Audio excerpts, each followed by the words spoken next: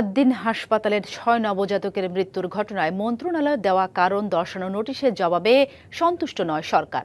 কথা জানিয়েছেন স্বাস্থ্যমন্ত্রী সর্দার সাখাওয়াত হোসেন।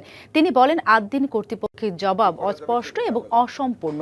সচিবালয়ে মন্ত্রী আরও জানান, আজ সংসদের বৈঠকের ফাঁকে তদন্ত কমিটির প্রতিবেদন পর্যালোচনার ভিত্তিতে কাল হাসপাতালটির শাস্তির বিষয়ে চূড়ান্ত সিদ্ধান্ত নেওয়া হবে।